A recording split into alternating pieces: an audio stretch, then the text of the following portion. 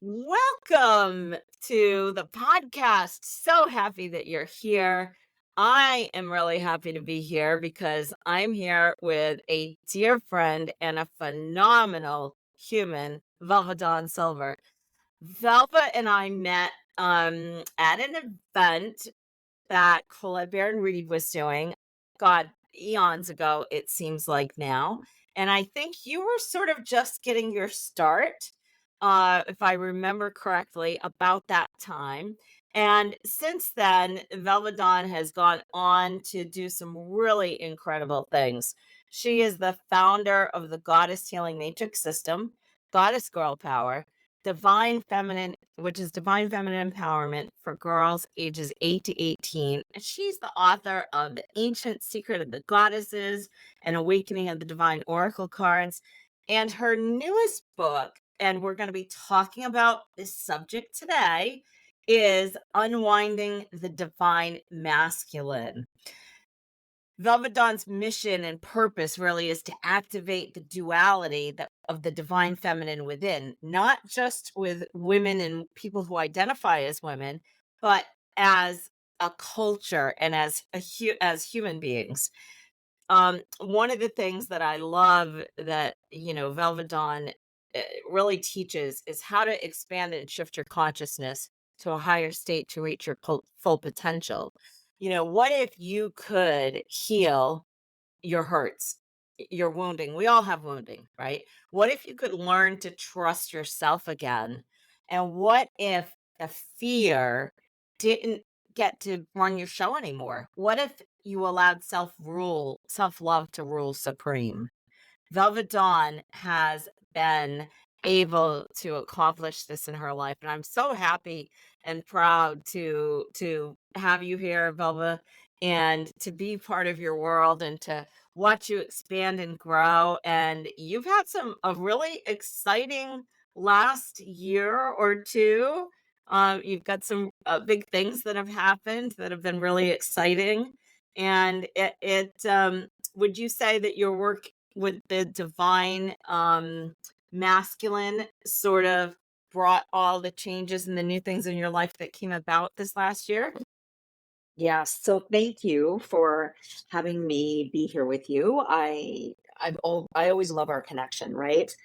We always seem to stay connected, and I love watching you grow and learning from you and shifting. So thank you for this. Thank So you. I would say yes. So when I finished this book, I was I was kind of done dating. Hmm. I had dated a lot. I really learned the online dating, and which was good because at 44 years old, I was newly divorced and a mother of 3 young adult women, and I had to learn everything about online dating. I didn't even know how to online date because I hadn't dated since I was, 21 years old, and then I was married for 21 years. So it truly was. I'd been working with the goddess for many, many years, the Hmm. feminine energy. So I really learned how to sink into the feminine essence. And then when I started working with my own divine masculine, that's when action started taking place. That's when I started to know that, I'm worthy. This is what I'm willing to do, and I can do it on my own. So if I'm going to have a partner, I need somebody in my life who's going to complement my life. So my view had changed. It had become more balanced, I guess, Cynthia, than it had before in my life. Like, because I had more courage and confidence than I'd had in my whole life. Hmm. Hmm. And I've known you throughout sort of when you were married the first time, sort of through the divorce, through some big health challenges that you've had. And I've watched you sort of evolve and develop into this really balanced, incredible, beautiful person. And do you want to talk about that journey at all and Mhm. how you went from, so you were a rancher Mhm. I with was.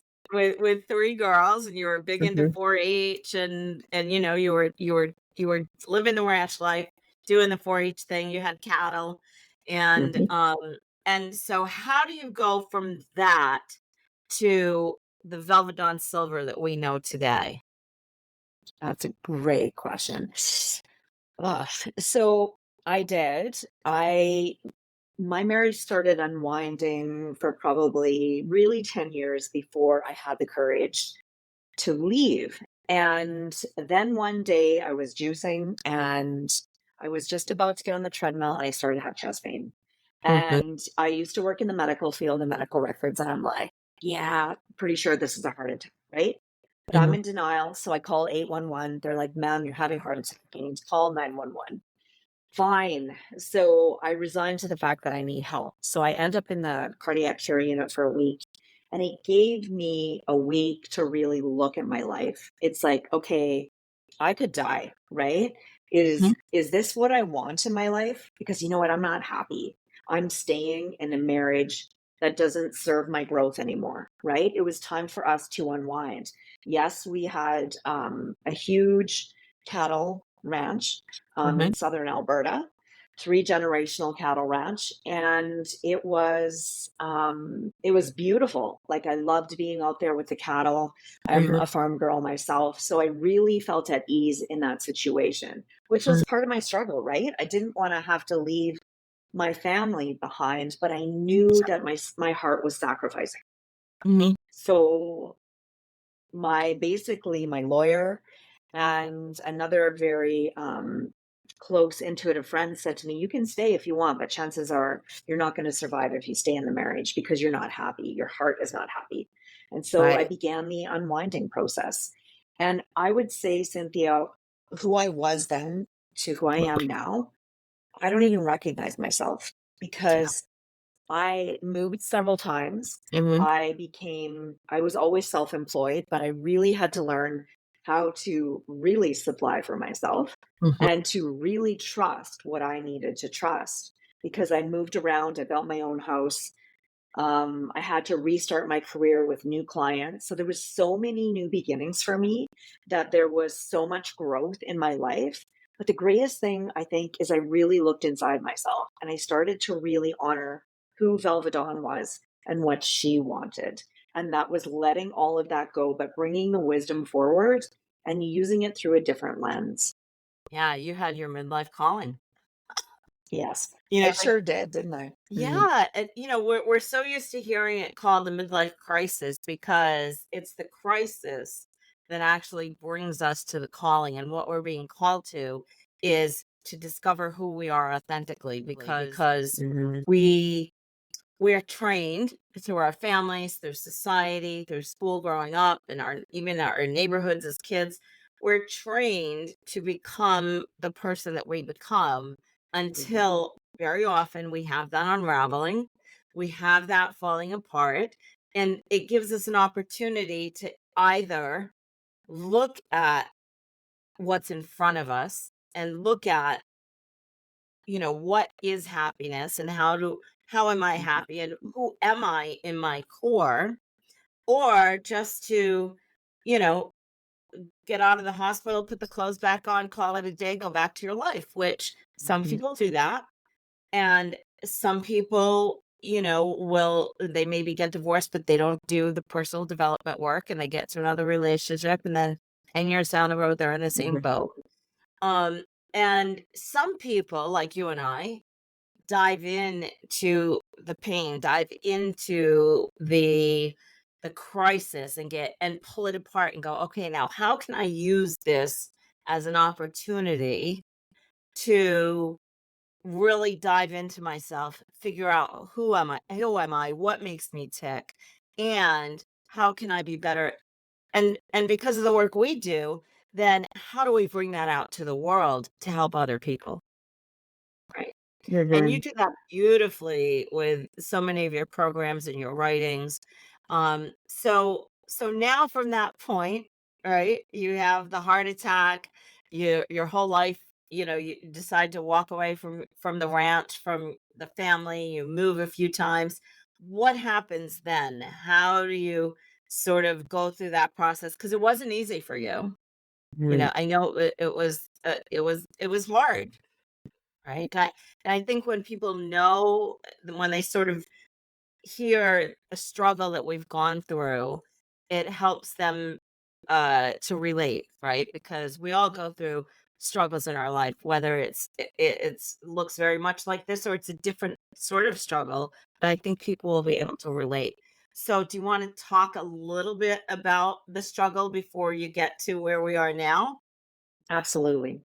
Great. Absolutely. I always believe in, and you're right. It's like that's what we're here to do is take the struggles and share them authentically so people can learn, right? Right.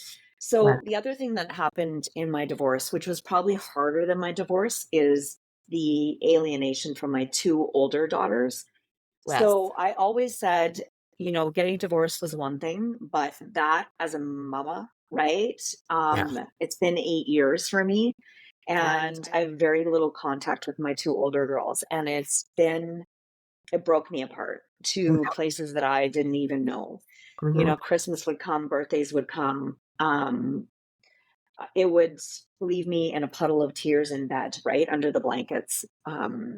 It was a real struggle for me. And the one reason is I had to learn to look at it from a higher perspective Mhm. that we came together as a family and they're choosing this route because they need to choose this route. They Right. chose me as their mom. And this is the way things are, right? So I've done a lot of counseling, I've done a lot of EMDR. I Mhm. do my energy work, I get intuitive sessions, and it's allowed me to come to this place of peace in my soul finally, where it's like, do I hope we come back together in this lifetime? 120%. Mhm. But at the same time, I've got to be present. I've got to live my life. I have a really strong relationship with my youngest daughter, who's Yeah. a beautiful soul. And so I still have that motherly connection, but it's something I haven't talked about a lot about the alienation, but I've definitely learned a lot and it's helped me develop a courage that I didn't even know that I had. Yeah, yeah, and I don't know if you know this, but I went through that with my son, where he just disappeared for 6.5 years. Just one day stopped speaking to me, and I didn't know the reason why. I do now, but it was really how he felt, and it really I was floored when he came back, and he came back because he was getting married, and his wife, his then fiance, was like, "We're not doing this without your mother." And he's been with Jenny since I think they were 19 maybe. So, and they were friends before that. So she's always been sort of part of our life since high school, and so she's like, "We're not doing this without your mom." And so she texted me one day, invited me to go to lunch, and I did. And, it's not been easy. I still have moments where I'm afraid that he's not going to show up for a holiday or, something. But, we're working through it. And so I totally, totally understand the pain of not having that such an important relationship when we are mama bears because we both are. Mhm. And it wasn't easy. It wasn't easy. And same where I had to just understand that he had to live his life and figure his things out and just hoped that one day he would come back. And so, I'll definitely hold space for you with that and with the understanding that your girls, have to have their experiences as well. But for the highest good, hopefully they will reemerge like my son did. So thank you for sharing that because that's not easy, and I know a lot of women have that experience, maybe some men too, where they lose connection with their kids and it's difficult. So thank you for sharing that. I Mhm. appreciate that. And so now where do we go from here? Where do we go from here? Because now you're having all these experiences, you have the pain of the relationship with your daughters not being there. And then how do you go from Velva under the covers crying to getting out from under those covers and starting to move ahead? So I did a lot of self-healing, right? A lot of reflection, right? A lot of counseling, a Yeah. lot, right? which helped me realize I'm not a bad person, right? I'm not the things that possibly they're saying. It's just their anger being projected. Right. So what it did is exercise was my key. I have a girlfriend who's a fitness trainer, so there's no opting out for Velva Dawn not to go to the gym. In fact, the call Right. is what are we going to work out today? Legs or arms, right? It's not are we going to work out? So I had a strong community of friends through the whole process. And then my inner belief, like my inner connection to the divine, sort of Mhm. pulled me through, right? Because I knew that I had so much more. So I want to get to this part in the story, so I'm not sure if we should get there yet. But Okay. um yeah, Well, I well, you know, do you want to talk about the interconnection to the divine for a minute? I Yeah. do.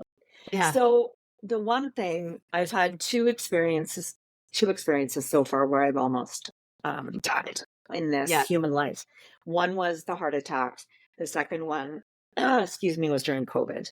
Yes. And I was in isolation at that time and very, very ill. And so I'd understood that all you have is yourself and your connection to the divine. So whatever that may be for you, whether it's God, Buddha, Allah, whoever your divine connection is, you want to make sure that is strong because that is what you're going to call upon when you are going through really deep struggles like that, where you think, okay, this could be it.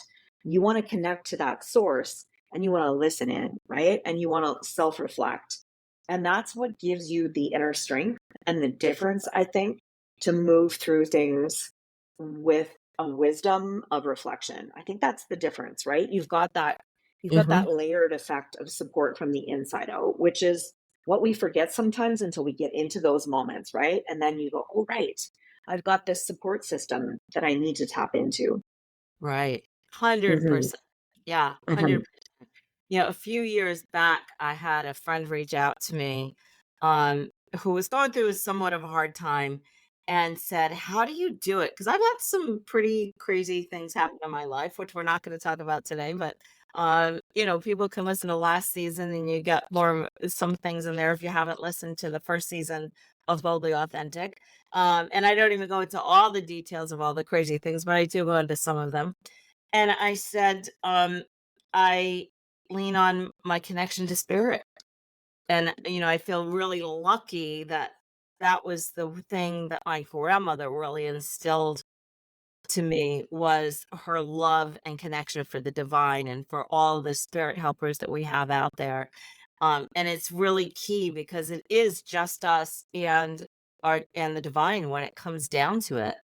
Yeah, we've got human helpers, there's doctors, there's, all sorts of things that can help us when we're going through a health crisis or a mental crisis. And um, but at the end of the day, we go out the same way we came in, but by ourselves and with the divine.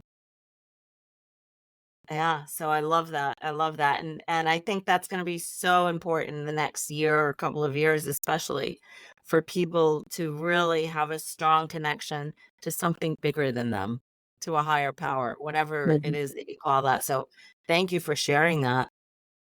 You're welcome. My pleasure. Yeah. And so you went through these two huge health crises. And I remember both of them and the COVID, my God, you were so sick. Hmm. And then from there you recover. You move Hmm. to the gym, really getting fit and really making it sort of your mission to be physically fit and strong. And you look fantastic, by the way. Oh, thank you. You've had some great photo shoots and you were featured in a fantastic magazine, Goss, is that right? Yes, that's right. Yeah, so where can people find that? So they can find it if you go to goss.com. Mhm. It's where you can find it the easiest. So Mhm. that's what I would do for that. Barnes and Great. Noble said they had it, but I couldn't find it there. So go to Goss. Okay, great. So just go to the website goss.com, Mhm. Goss, and Yes. there's a great feature of Velva Dawn in there, so you want to check that out. And then now you're like this superwoman. Well, it was What had happened after COVID is because it was like my body had a mind of its own, right? And I Mhm. thought, when I get through this, I am going to be strong. I am not going to take physical exercise as an option. It is my core, right? And and then I thought, you know what? All these things I've been wanting to do, I'm going to do them. I'm going to move my bucket list inside and I'm going to start doing these things now because now is the time to trust that everything will fall into place once I start the movement. So Yes. that's kind of how that began. Hmm. Yeah. And one of those things that has become a really big important part of your life is spending a lot of time in Hawaii. Yes. Yeah. So everyone that knows me knows that I have a love of a couple things. One of them is aged tequila, and the second one is Hawaii, right? I love being on that island. It reminds me of Atlantis and Lemuria. And so when I go to Hawaii, I do the Ironman swim in the morning. The Yeah. dolphins will come in, I'll connect with them. The whales are there right now. And the island is just magical, right? It just sinks you automatically into this place of peace because Hawaiians are very like on island time, right? Mhm. Like Yes. you pass somebody and they let you in and they're all doing the shaka, right?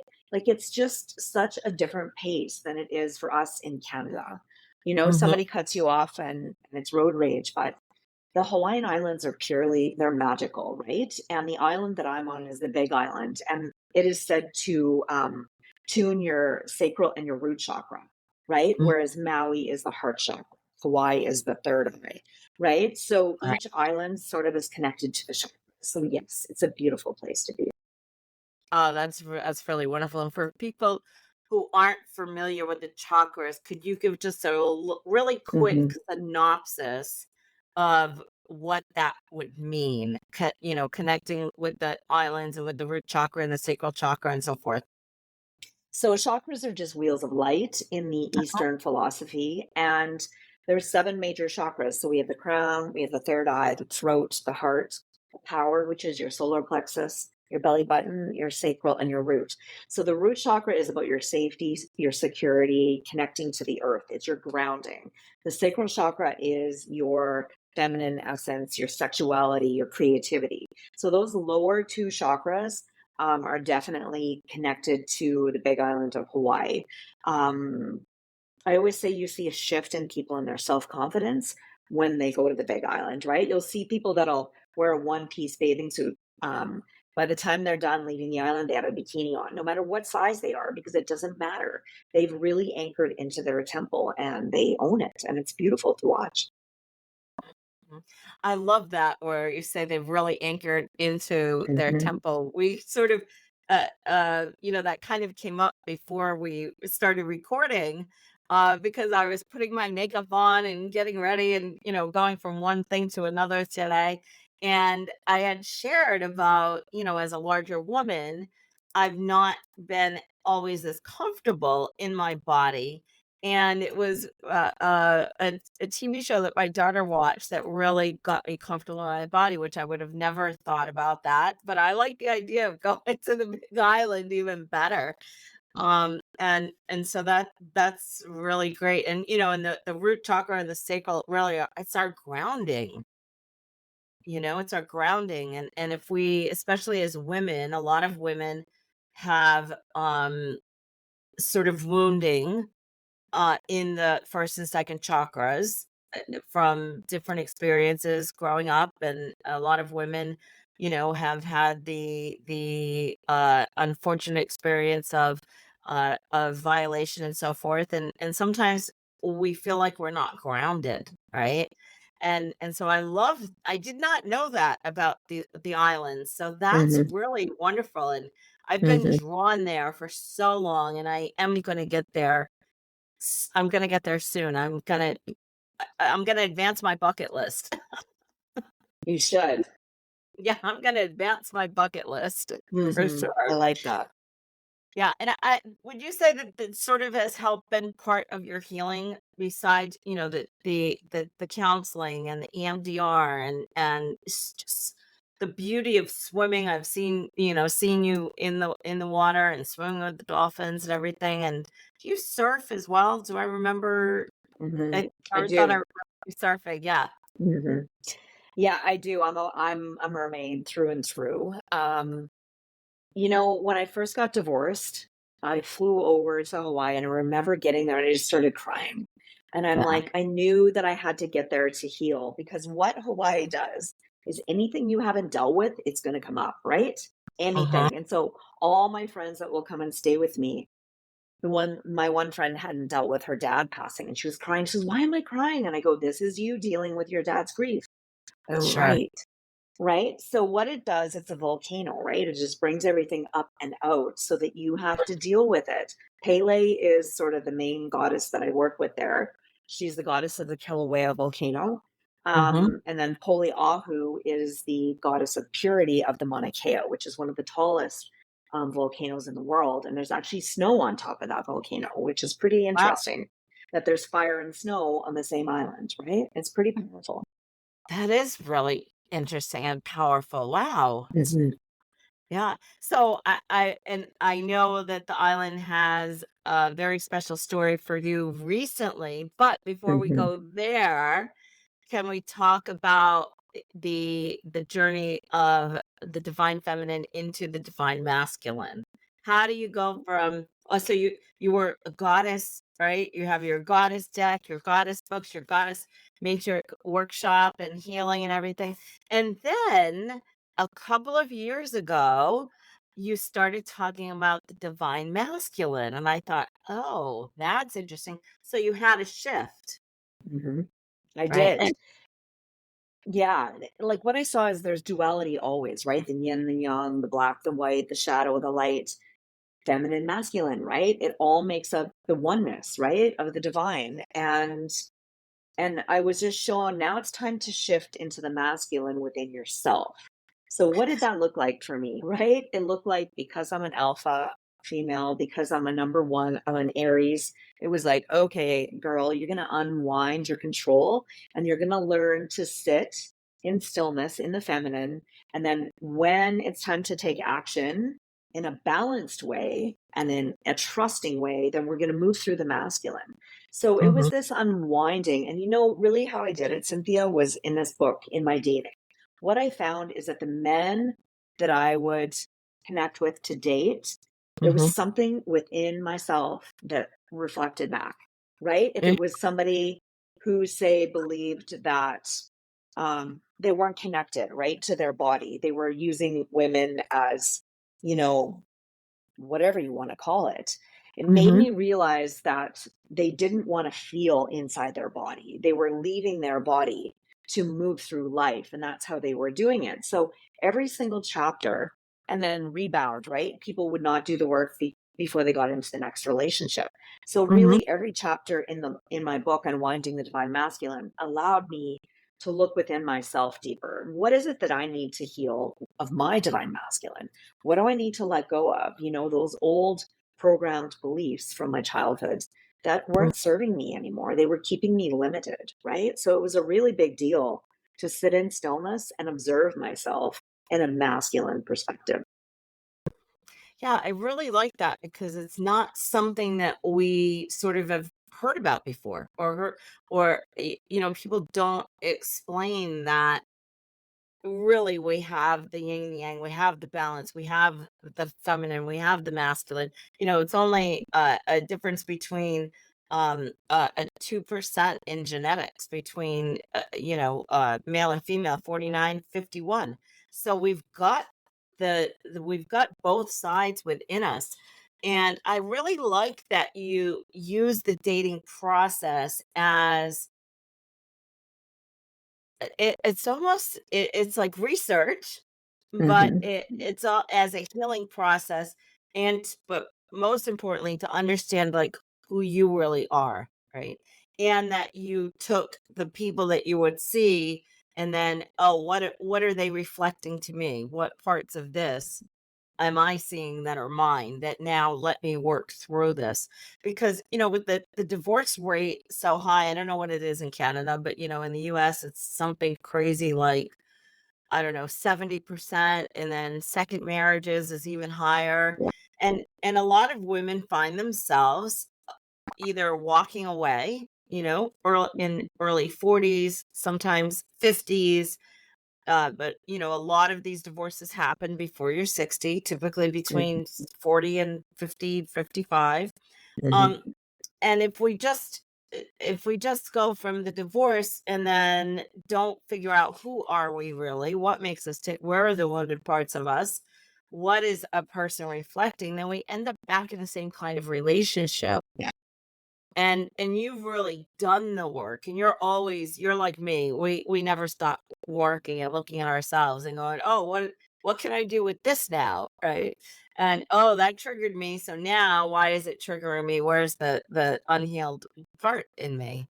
Um and so I really love that you took your experience, your dating experience, and turned it into this beautiful book, this beautiful art. I'm going to call it a piece of art, right? Because it's really an artwork of you and your experience in a sense. And then how you've become who you've become through this process. And I think don't everybody needs help through the dating process to start with, but when we use it in that way, I just think it was great for you to do that and really go into the observation. Yeah. Yeah, So how thank you. long how long did you date for? I dated from the age of 44 until 52. Okay, so 8 years. I did. Mhm. Yeah, yeah. I was engaged once right after my marriage, but the hiccup was I was in the middle of grieving, and I wrote Mhm. about that in the rebound chapter.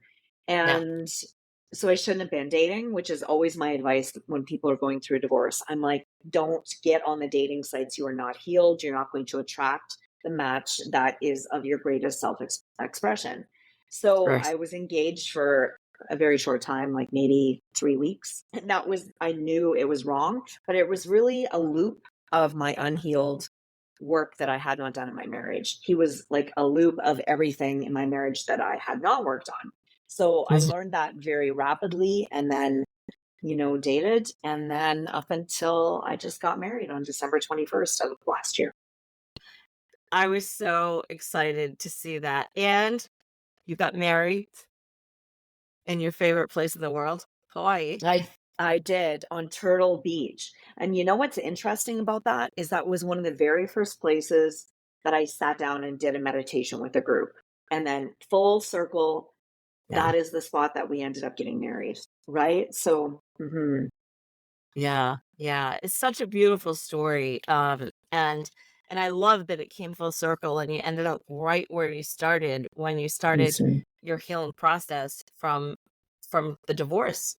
Right. mhm, So it's mhm, it's really beautiful, and you've been through a lot, the last 8 years with the divorce, the 2 really big health crises, and a whole life shift. So I really congratulate you on where you are now because I know it wasn't easy and you really put the work in to be able to sit here today, have this conversation, bring your work out to the world so that it can help other people. And I'd like to talk a little bit if you're open to it about maybe the therapy, about the EMDR, because I know it is such a helpful type of therapy. It's not easy, but mhm. would you say it's thorough? There. Yeah. Mhm. Yeah. So interesting thing. I'm gonna back up a little bit here and Okay, then I'll great. answer that. So when I finished my book, the Uh-huh. man that I married, I'd known since I was 19. And I hadn't seen him. I kind of knew about him. He messaged me and he said, "Hey, can I get a copy of your book?" And I'm like, sure, I'll drop it off. He turned the corner and I saw him coming down and I thought, wow, he looks really good. And I thought, I wonder if he's single. So we sat down and made coffee for 3 hours. Easy conversation. And I'm like, still couldn't figure out if he was single. So then I said, "Can I interview on my Wisdom Weaver show?" Well, sure. Still couldn't figure out if the guy was single till the end of the show. I said, "Can you tell me if you're single, and he goes, who wants to know? And I said, the peanut gallery, because I wasn't giving myself up. And Uh-huh. he said to me, well, if you're not going to tell me who the peanut gallery is, then no, I'm not single. And I'm like, well, damn. Okay. So I sort of let it go. And then he asked to meet again for coffee. And so we kept meeting. And then when I went to Hawaii, he messaged me and he's like, I've always liked you. And I'm like, hallelujah, finally, right? So so then we entered into this relationship, and I dated for so long that I just knew this was right. Because Mhm. you know inside when it's not, and you know when it is. And so anyway, we did get married. Um and we're in the midst right now of bringing our lives together, because he's been Mhm. single for 10 years, without a woman living with him, and I've been single for 8. And Right. so when we talk about the EMDR, it was actually him. He had seen me struggling with the alienation of my daughters, and on their Mhm. birthdays I would fall to pieces, and he said, you know what, I think you should try EMDR because it's really helped me. So I Mhm. went in there, and being very empathic, when you hold the little panels, um, and she's talking about, I think we were talking about the mothering part of myself. Mhm. And I could feel the energy of the panels go right into my right ventricle. And that's where the clots went through my heart when I had my heart attack. And I Mhm. panicked for a moment and I said, and she goes, it's okay. It'll pass. And it did. But it showed me in doing the EMDR, because everyone had warned me, they said, it'll break you apart. I Mhm. said, it will break me apart, but what I know is that I'm strong enough to move through this. And if it's going to Right. clear those old memories in my hippocampus, then I want to try this. And it did. I can literally stand in front of people that have caused me fight or flight before, and there's nothing. I'm at Ah, peace. So that's a that big deal. that is a really big deal. That's a Hmm. really big deal. Because it's those memories that are in stuck in the hippocampus that trip us up.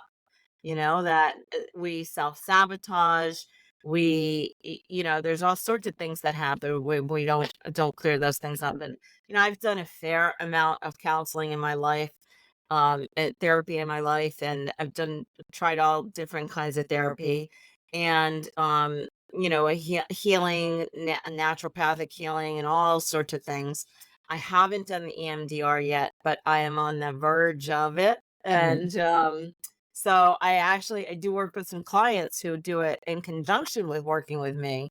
Hmm. And I really see the progress, in them. And I see when they've been, and then they come to me, and you can see that they are like torn apart.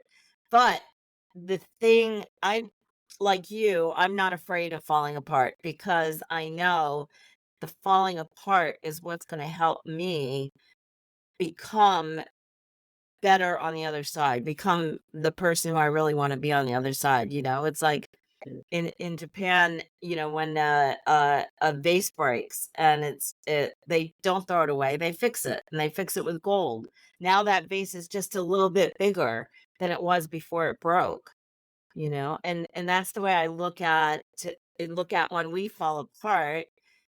When our heart breaks, we have the opportunity, like in the Grinch, for our heart to grow 3 sizes, right? Or more from that heartbreak. And the heart is meant to break. People think, oh, I can't go through that pain. Well, the heart is meant to be broken, because it also has the strength and the power to heal. And so if you can really shift your perspective of, "Oh, I don't wanna be hurt. I don't wanna go through that," to, "Well, what if I do go through that, and on the other side of it, it's even better?" And that's sort of where the point where you're kind of at now, yes? Yes. And my girlfriends would always say to me, how do you do the dating thing and your heart gets hurt? Like, how do you stay vulnerable? I said, I just know I look at what I learned from it, and then it helped me stay open because I extracted Yeah. the lesson and the wisdom, and then I could stay open instead of shutting down. But I had a real support system from the inside out. So you're right. The heart is Right. meant to break, it's meant to grow. Yeah. Yeah, beautiful, beautiful. And the support system is so important, throughout our whole lives. They say it takes a village, and it does, not just when we're kids, but even as adults, we need a support system, whether that's support of the divine and your higher power, but also girlfriends. I mean, come on. Girlfriends are super important, and for They guys, they're guy friends. Yeah, I agree. If it wasn't Yeah. for my girlfriends, like, they are everything, and they've been with me through everything, and it's such a Yeah. beautiful thing to have a strong tribe. Yeah, yeah, it really, really is. So now you started the EMDR. Are you still doing the EMDR, or have you gone through that process now? Pretty much gone through, and now, which I wanna share with everyone, we're doing counseling to merge our lives together. Even though we're newly married, it's not that we have a whole lot of problems, because we don't. Nothing normal than two people who have been married twice coming into this. Right, But it's really getting the tools in place that I wish I would have done this in my first marriage, right? Like, sitting down and learning conflict resolution, understanding your partner's triggers. So I'm excited to start my marriage with these tools. I feel it's so powerful. And I right, feel like so many times people are afraid of counseling, or they think I only go if there's something wrong. It's actually really right. beneficial if you go before something is wrong. I totally agree 110%. Because, many of us aren't taught the tools that we can learn through going to counseling. And, now, like I said, I've been to counseling and more than several times. I'm always either coaching or counseling with someone, right? And in relationships, conflict resolution is like the number one, because if we don't know how we're going to resolve a problem, then that's the biggest part of whether the relationship's going to survive or not, is the conflict resolution. It's great when things are great, but when things aren't great, how we resolve it is key. So I really love that. And there are there I love that they're giving you tools, because I've also been to some therapists who you just sit and talk, and sometimes there's not as much value there. So I really love that you're getting these tools and how to be in the relationship now that you've been both single for such a long time. Because we have our routine, we have our habits. I've been single for over 20 years. I'm in a relationship, but we have separate houses. I come and go when I want, sort of is how it works. It's been an interesting, let's see, how many years has it been? 11 years, 12 years, something like that. But I was completely single for a long time. And it's interesting because our living in separate houses works for both of us. It just works for both of us, 'cause I like my space. I like my time where I can just be in my office. I can sit and record podcasts. I can, do my thing, and so I kind of like that. But anyway. Mhm. I know, we were laughing because when we got engaged, I said to Jamie, "So, are you okay if we get married and I live in my house and you live in yours?" And he goes, "No, babe." And I'm like, "Okay." So it's learning to grow together again and to merge both of our lives in the storming stage to move into norming to the performing, right? So it's another Yeah. lesson. Yeah. I get what Yeah, you're I love saying though. yeah, I love that. And even though we live it separately, I mean, I'm there. It depends. Sometimes 2, 3, 4 days a week. Sometimes I'm not there at all during the week. But even though we have separate houses, we've done counseling as well. Good for you. Because we've had to. And not that we've had to, because you don't have to do anything. We've chosen to, because to be able to get tools for that conflict resolution. For what do you do when this one wants this and the other person wants that, and there's no a compromising sort of thing, so we've done counseling as well, and it was really, really helpful. So I love that not only is he in counseling, but he suggested the EMDR. Oh my Mhm, God, that's fantastic. mhm. I'm gonna have to Great. go watch his interview with you. Yeah, you should. It's actually really good. I interviewed him twice. The beginning before Oh, we started dating, and then I interviewed him after. So in the first interview, you can see I'm hitting on him hard. Like I'm flirting with him and he's uh-huh. kind of flirting back. And then the second one, you can feel the energy between us and you can see it. It's pretty beautiful. Oh, I'm definitely gonna have to go watch those. Mhm. So tell people where they can see those as well. So if you go to on my Facebook page, Velva Dawn Silver, they're there. But if you go Uh-huh. over to YouTube under Velva Dawn Silver, they're all right there. All my Wisdom Weaver YouTubes are all there. And so that's where I do those interviews is YouTube Velva Dawn Silver, and you'll find them there. Okay, great, great, great. Yeah, I can't wait to go and watch those. It'll be fun sort of Hmm. knowing more of the story now when I do go watch the interviews. So I'm excited about that. And so now you've been living together. You got married just over a month ago. You're like 5 weeks in. Hmm. How are you guys managing? How are things coming together? So I moved into his house. So Okay. that's probably been the biggest challenge for me Yeah. because my a lot of my stuff is still in boxes in the basement. Hmm. So we're in the office now. We just did the office. So we got my artwork up here. So I would say we're doing well. We're excited to be building new things together, creating a Great. living room, creating a space, and I love that I get to go to bed with my best friend every night, right? That he's there and I get to hold his hand when I go to sleep. I love that part. So it's Oh, going well, thank you. Mhm. oh, that's so sweet. And I love that even though it's his house, you are creating a house for the two of you. Yes, Yeah, absolutely. that's really, really fantastic. So if you could give it tips for women out there Mhm. who are maybe in a place anywhere on the journey where maybe they're just starting, they've are getting divorced or they're recently divorced, women that are sort of in the process of to getting to the point of finding that person where you have this divine connection, what kind of advice or tips would you give for women out there who are going through a crisis or midlife calling in their life? Mhm. Good question. Or So the get the first book, thing, yeah, I would say, and I do get the book, but I would get the say books. work on yourself. Allow yourself to go through the grief cycle fully before you start dating. Take care of your Yeah. physical body, right? Do some sort of movement that you love to do. Get your girl tribe around. Have fun and laugh. And start making some goals for yourself that are really big, right? Like you want to have Hmm. really big goals. And start looking at that. I would say increase your own vibration, your own self love, because that is the vibration you're going to attract.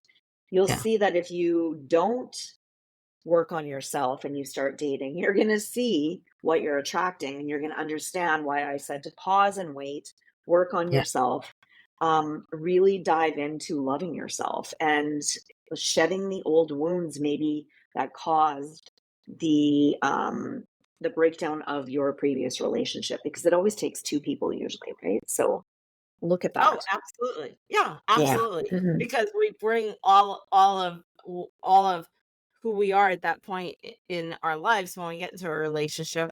We bring all of it, the good, the bad, the ugly, Hmm. the Hmm. and then you put the other person together and now you've got two people with all of their stuff. No matter how good of a life you had growing up, we all have baggage, right? Yeah, And me too. and yeah, so that's really great. And that's really great great advice. It's when you do that, then you can grow into, really having the life now that you've developed, right? Hmm. Absolutely. Yeah, thank you for sharing that. Thank you for sharing that. Now I'd like to shift a little bit Okay. to a an event that you have coming up in March. And I know you've done vision boards for a long time, vision board workshops, but you've shifted a little bit this year, Mm. right? So I have been doing vision board workshops for 15 years. And Mm-hmm. what I found, I'm writing this new book called The Codex. When I came back from Egypt, there was a whole bunch of new information coming through. And what I started to understand, which is part of balancing the feminine and the masculine, with the two books that I have wrote, is Mm-hmm. that when you balance the two, there's a sacred union that comes within. It's like a flame that's balanced and the energy is in neutral, right? So when you rebirth that energy through the feminine circle and the masculine, in the middle is called the Vesica Pisces. And when you use that sacred geometry in your heart to sort of connect with the universe and the multi dimensions, then you Mm-hmm. can start to see that you bring that energy to you because you're internally shifted. In the past, what I noticed is that sometimes we were putting all these things on the vision board, but they were so far away, and you would look at your vision board and you'd be like, that's not, it never happened. And you would become disappointed. Mm-hmm. So this new way called the creatrix is my friend Erica Andrews is went with me to Egypt, and she's going to play the sound bowls, because what we want to do is we want to hold the frequency of your cells so that your physical body and your aura carries a frequency throughout the entire year that's a footprint of the inner vision that you want, and it's going to hold that frequency through sound, through the quantum field, through the sacred geometry, through your intention, and all through the heart space. So this is a really deep inside look at yourself. So what I'm going to do is I'm going to take you through a process of looking at what's in the heart that we need to clear out so that you can have a clear message to the universe of the vibration that you're wanting to attract. Mhm, mhm. Wow, Mhm, yeah, that's really wonderful, and because vibration is everything, and, mhm, we can stick pictures on a vision board, but yeah, unless we feel it, unless, we mhm, believe it, they're just pictures on a board, and then, like you said, mhm, that doesn't come true, you get disappointed. So, I really love, the way that you're doing this now and the new information that you've gotten going to Egypt. mhm, Um Now, and the other thing I like about the event is actually the time when you're doing it, yeah, because you didn't do it at the first of the year or even the first month of the year. And I often will do these type of workshops, but not in the month of January. I might mhm, do them in February, I might do them in March. And the reason why I do that is because our year really doesn't start until March. Because yep, winter is the time when we're hibernating, right? mhm, And of course, in the other hemisphere, they're in the heat of summer, and that's when you're searching for shade and coolness, right? You don't want to work hard. Winter here is the time we're hibernating. It's about going within. Now you want to take that going within and you want to bring it out. It's the flowers coming through the ground in the spring. So I love that you're actually doing this just as spring is coming, and just as we are shifting from the end of the uh oh my goodness, the astrology cycle into the new astrological year. mhm, So I really like the time of year that you're doing that, especially for sort of like earthing this new yes. year for yourself. And was that your Mhm. intention behind that? It was, just because the Mayan calendar too, right? I'm like, everybody Okay. does everything in January. And I feel Yes. like there's so many things in January. You're right. People are hibernating. Their energy is still really inclusive. And Right. I wanted it to be more springtime, like you're saying, blossoming, Easter time. Mhm. Yes. Yeah, beautiful, beautiful. So now it's going to be in person in Calgary, correct? Canada. Yeah, it's in person or it's also via Zoom. So we will be doing Great. it so anybody around the world can join us to do it. Mhm. Great. Thank you. Thank you. And I'll have the links in the show notes in the podcast so people can click on that, they can research it, they can sign up for it. And that is March 16th. Is that correct? It is March Great. 16th. Mhm. Yeah, so March 16th. So if you can be in person, I highly recommend that you do that. The cost is really, it's a great cost. It's pretty affordable. And so if you can be in the area March 16th in Alberta, Calgary, sorry, I would totally recommend that you do that. And if you can't be in person, then do the Zoom and you'll still really get high benefit from it because you'll be in that energy as it's going on. I love doing things on Zoom, Mhm. workshops that's on Zoom, and I find that I get just as much out of them if they're well run, and I know how you run your events, so I highly recommend that people, you know, consider the Zoom if they can't be there in person because it's going to be a great event. Thank you. Thank you very much. I look forward to it actually.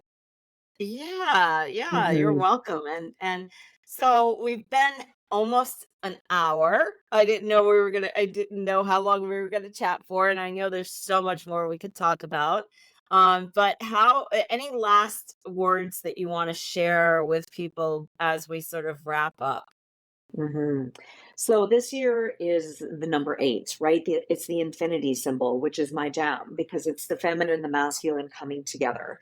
So Yeah. my advice to everyone this year is do what you need to do to bring yourself back into your own neutrality.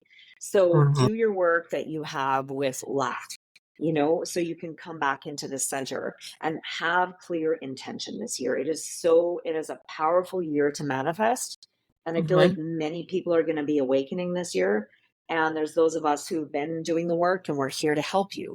And it's going to be an amazing year. So just remember the feminine and the masculine work together, right? Start with the feminine, then make your way to the masculine. If you need help, I'm always here.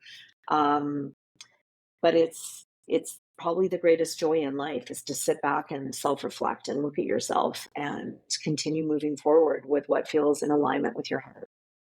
Yeah, thank you. Thank you for that. Mm, That's such a beautiful message and a powerful and important one, you know. And I think that we will get the most out of this year if we do exactly that. We do exactly that. And so thank you so much, Velva Dawn, for being here. I really treasure you as a person and our connection. And I'm cheering for you every step of the way. yes, thank you so much. I always enjoy connecting with you all of the time. You're such an intuitive person to help so many other people with your strength and your inspiration. So thank you for having me here today. And I wish you so many blessings on your year and everything else that you do. Thank you. Thank you so much. And many blessings to you as well. And can't wait to see what you accomplish this year. Mhm. I'm excited about this year. Me too. Me too. All right, Mhm. everyone. Thank you so much for tuning in. Please go check Velva Dawn out. All her website and everything will be in the show notes. And I hope that you enjoyed the show. And I'll see you on the next show.